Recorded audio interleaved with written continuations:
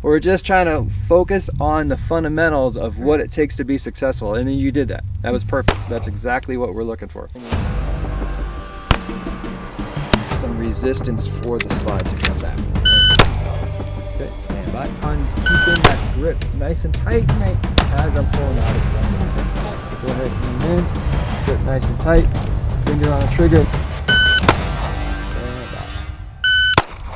The next thing is I'm going to keep the finger off the trigger until I'm ready to shoot, meaning I'm aiming at the target and I have a good sight picture. So sight picture is usually defined as your sights in relation to the target, meaning if I want to hit that center rectangle, my sights are in good alignment and I'm, essentially pointed at that spot. So this Taurus little 22, and we're going to work with this one just to get used to the grip, and then we're going to get used to the gun going off. So when you're ready, you can go ahead and start shooting, right? You're going to take up the slack out of that trigger and you'll feel the resistance point, and that's when the gun's going to go bang.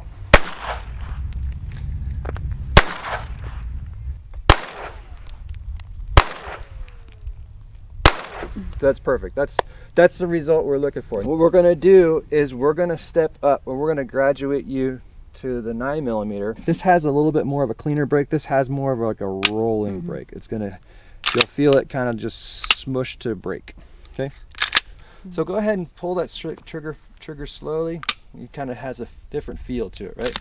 So locking the slide to the rear on this one, because this spring's a little bit heavier, but it's the same thing. You have slide releases on both sides, push up and it'll lock open. Thumbs high grip, okay? Setting the wrists, okay? And like I said, we're not looking at the sights, we're just getting used to the gun going off, okay?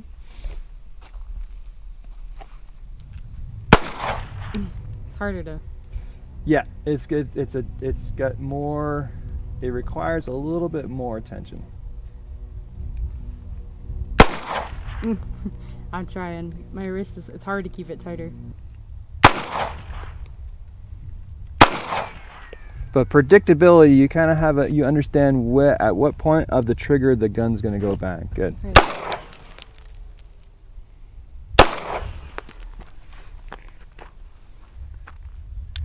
What we're trying to have is what we call a durable grip, meaning that I don't have to make any adjustments after every shot, right? Right. Once I get my grip established and I set and I start applying the pressure, ultimately I want the grip to be able to maintain the whole magazine that I'm shooting.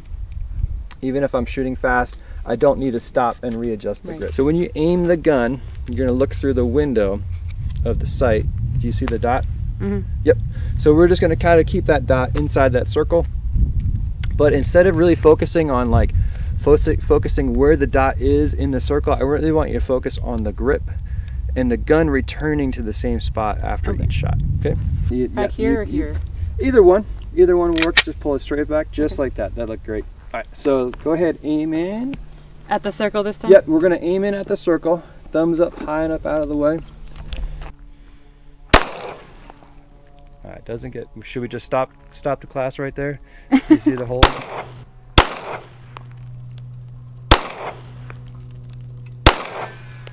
I'm going to try to essentially look over the gun and not use the sights, but I'm going to kind of rely more on the grip of what the grip is there.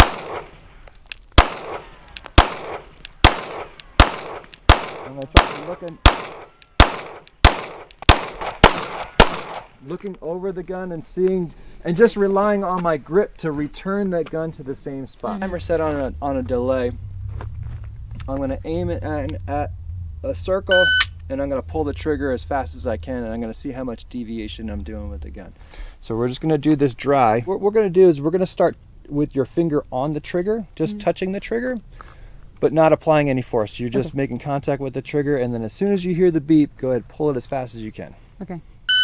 You can kind of understand that little trigger finger, right, has the effect of deviating the sight. So go ahead, reset the slide, and we're going to do that again. So now you're aware of it. I really want you to focus on isolating just the motion of the trigger finger. Ready? Stand by. Oh, wait, gotta wait. Oh, sorry. jump the gun. That's supposed to do it with the. Yep. Stand by. Better? Much better, yeah. See, now that you see the awareness of it, right? You see what needs to happen.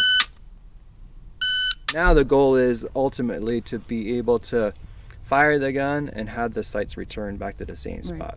Okay. So let's go ahead and load up, and we're gonna shoot.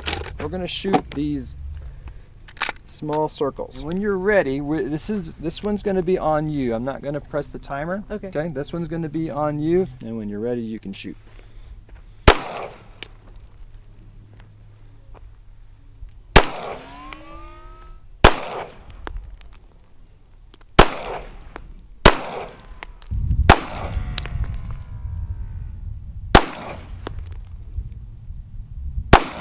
Good. Your first like 7-8 rounds, you were able to maintain the grip, and then the grip started opening up. It started to hurt. It started to hurt. Yeah. And it My just wrists are- right. Your wrist.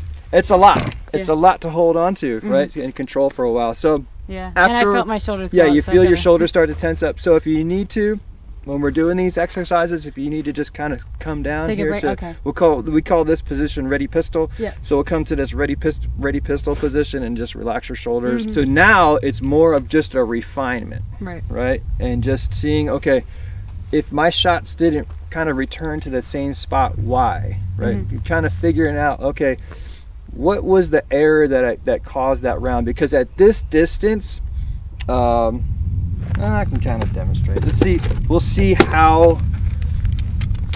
If I'm going to aim in at one of those circles.